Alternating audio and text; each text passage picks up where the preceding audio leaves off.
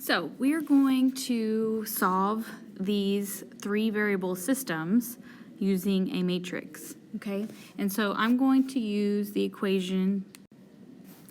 three equations x plus 4y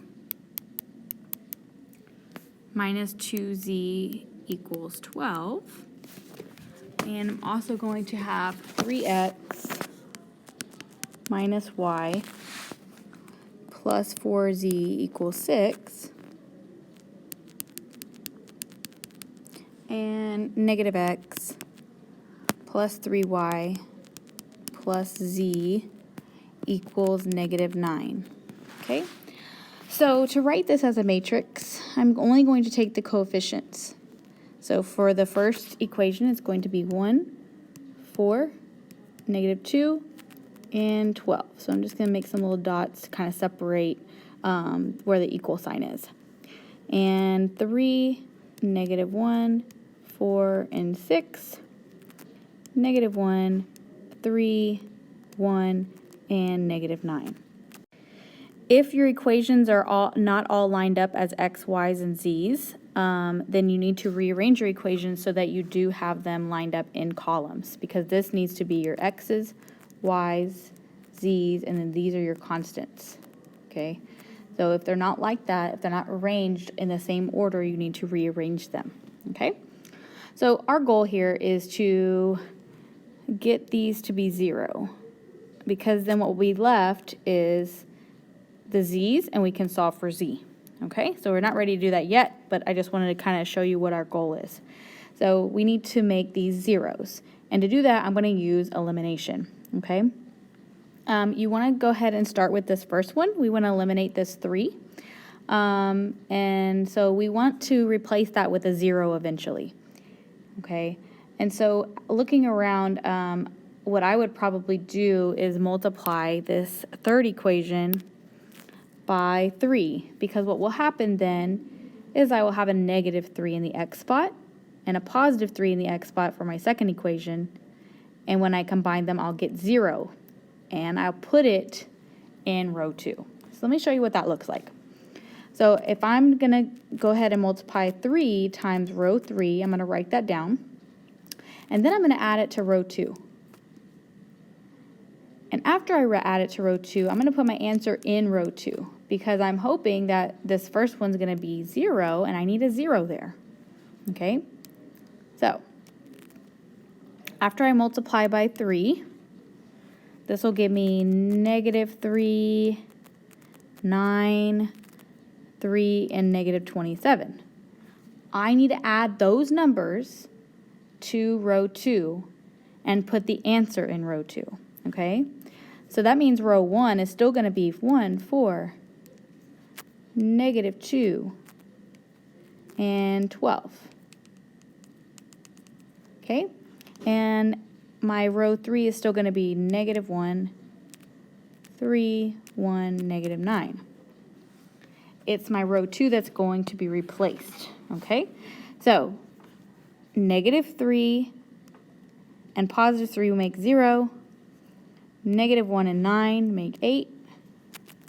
4 and 3 make 7. 6 and negative 27 make negative 21. Okay? So I've gotten my first 0 in the spot that I want it. Okay? Now with the blue, I'm going to circle my second spot. I'm going to go here. I want that to be 0 now. Okay? So looking at this second matrix right here, we need to figure out a way where that would be 0 if I were to combine it with another equation. And conveniently, if I use the top row and the third row and add them, I should get 0 as an answer, and I can put it in the third row spot. So I'm going to take that first row, and I'm going to add it to the third row. And when I combine those equations, I'm going to put my answer in the third row. That way my 0 in the x spot can be there, because that's what I need. So, row 1 and 2 are going to stay the same. So I have 1 and 0, 4 and 8, negative 2 and 7, 12, and negative 21. Okay, so I'm going to add row 1 and row 3 and put the answer in row 3. So 1 and negative 1 make 0. 4 and 3 make 7. Negative 2 and 1 make negative 1. And 12 and 9 make 21. Oh my goodness, that's not a positive 9. That's a negative 9. So actually, it's going to be 3 here. All right, we just need one more 0. We need a 0 right here in that 7 spot. Okay, so I'm going to go ahead and move this up a little bit just so I can focus on just that one matrix. Okay, and remember I want that 7 to be 0 because that's the bottom right of my triangle. That's the last one I need to be 0. Okay, now, little note on last, I don't know why I put only, my goodness. On last 0, do not use first equation, okay? And the reason being is if I use this one and I multiply that first number by something and add it to my third equation, I'm going to get a number back in this spot. And I don't want that. I got a 0 for a reason. I want it to stay 0, okay? So we need to think about how we're going to eliminate the 7, which is a y. So I need to think about how this 8's going to be manipulated, okay? Remember I said you could always multiply by the opposite number in the other equation, so I can multiply this by 7 and this by 8. That way I have 56 on both, but I'm going to need one of them to be a negative. So I'm going to go ahead and multiply the second one by a negative 7. So I need to write down what I'm doing. I'm going to multiply negative 7 times row 2, and I'm going to add it to 8 times row 3. And I'm going to put the answer in row 3 because that's where I want my 0. All right. So on this one, you might need to show a little bit of work to kind of help you out. So I'm going to put it in black, or you can put it to the side if you want. Negative 7 times 0 is 0. Negative 7 times 8 is negative 56. 7 times negative 7 is negative 49. Negative 7 times negative 21 is a positive 147. Okay? And then 8 times 0 is 0. 8 times 7 is 56. 8 times negative 1 is negative 8. And 8 times 3 is 24. So I need to add the black ones and put it into row 3. So that means row 1 has to stay. That means row 2 has to stay. And row 3 is going to be the combination of 0 and 0, which is 0. Negative 56 and positive 56, which is 0. Negative 49 and negative 8, which is negative 57. And 147 and 24, which is 171. All right, so we did what we needed to do. We got zeros in this triangle here. All right, so now this is in the z spot, right? So I have an equation, negative 57z equals 171. So if I were to solve that, that should help me find all my other variables. So if I divide by negative 57, I get z equals negative 3. So my final answer is going to have something, something, negative 3. Okay, so I use that one. I'm going to move a step up. So now I have 8y plus 7z equals negative 21. I'm using this one now. Plug in z. 8y plus 7 times negative 3 equals negative 21. Well, 8y minus 21 equals negative 21. If I add the 21 over, I get 8y equals 0, which means y equals 0. So, my y is 0, put it there. Okay, let's go back up. I'm going to use the top equation now. I'll use that one in blue. I'm going to use the top equation now to help me find x. So 1x plus 4y, which my y is 0, minus 2z, which is negative 3, has to equal 12. And I need to figure out what value of x would make that equation true. So right now I have x plus 0 plus 6 equals 12. So what would be missing here? 6. And there you have it. All right, so let's do another one. This time we're going to have 4x plus 2y plus 3z equals 1. So this is a 4. Could possibly look like a 6. 2x minus 3y plus 5z equals negative 14. And 6x minus y plus 4z equals negative 1. All right, so first step, put it in a matrix form. So remember, I'm only taking the coefficients. You need to make sure all your x's are lined up, all your y's are lined up, so on and so forth. So 4 here, 2, 3, 1, 2, negative 3, 5, negative 14, 6, negative 1, 4, negative 1. Okay, so remember our goal is to get these three numbers in this triangle to be 0. Okay, so always start with the top. I want the 2 to become 0. And the way we get that 0 is by using elimination with two equations to make the x eliminate. Okay, so if you look up here, up at your equations, those three equations, probably what you're thinking is that you would take this second equation and multiply it by negative 2. And then you'd combine the first and second. Well, that's what we're going to do. We're just going to do it without the variables, and we're going to put the answer straight into the matrix. So it's kind of it's going through the steps a little quicker is what's happening.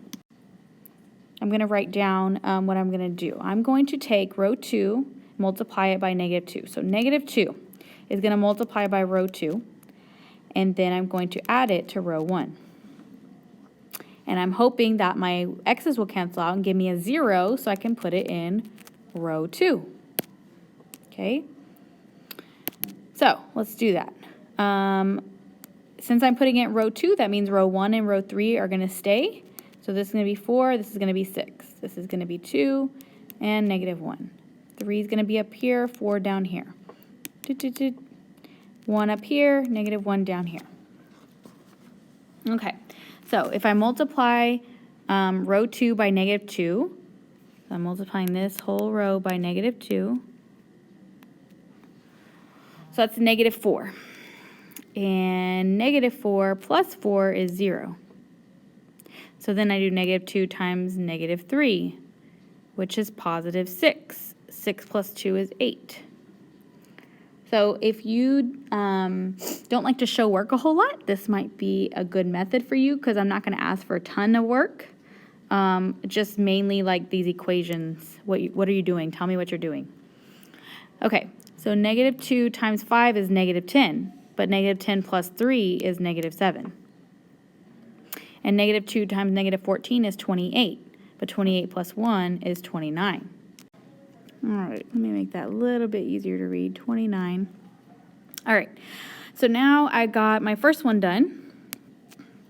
Now I need to get the second one done. I'm just going to go in an L shape. So I'm going to do this one next. So in this case, this 6 needs to become a 0, okay?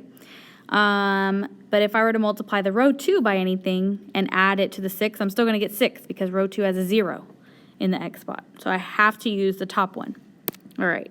So I'm going to take 6 and I'm going to double it, 12. Does 4 go into 12 evenly? It sure does. So let's use that. Let's go ahead and multiply 4 times negative 3, so this whole row by negative 3. And then row 3 will multiply by 2. So we'll have a negative 12 in the first row and positive 12 in the third row. And we'll add them to put the answer in the third row because I want the 0 here. I want the 0 right here. Okay, so let's write that down. I'm going to multiply, row 1 is going to multiply by negative 3. And I'm going to add it to row 3, but it has to be multiplied by 2.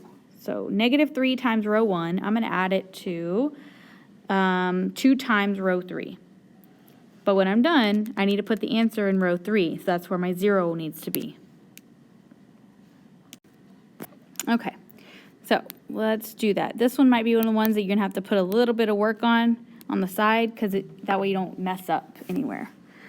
So if I put the numbers in black again like I did on the last time, this would be, I'll put on the side, negative 12, negative 6, negative 9, and negative 3. So I multiplied all of these by negative 3. So I multiply row 3 by 2, I get 12, negative 2, 8, negative 2. All right, and so once I add those, I'm going to put them in row 3. So that means row 1 and 2 need to stay exactly the way they are. So I have 4, 2, 3, 1, 0, 8, negative 7, 29. But I need to add these to put in row 3. So I get 0, negative 8, negative 1, and negative 5. Alrighty, so we're getting closer to what we need. We need this last one to be 0 now, though. So remember what I said last time. You cannot, on your very last 0, you cannot use the top equation at all. So that one's going to have to just stay the same. So let's make sure we write that down exactly the way it looks.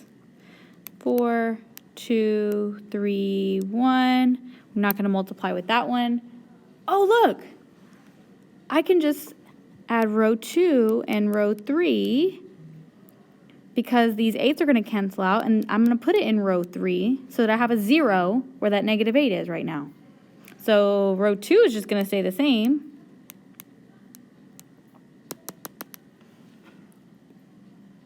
And if I add down, 0 plus 0 is 0. 8 and negative 8 is 0. Negative 7 and negative 1 is negative 8. 29 and negative 5 is 24. Huh. All right, cool. So now we're where we want to be because this is my z column. So we're going to start at the bottom. Negative 8z equals 24. When I divide by negative 8, z is negative 3. All right, let's get the second equation. I have 8y minus 7z equals 29. All right, so 8y minus 7 times negative 3 equals 29. So that's 8y plus 21 equals 29. When I subtract it over, I get 8y equals 8. So y is 1. All right, so far I have something, comma 1, comma negative 3. All right, and then we got to plug it into that last equation to find x.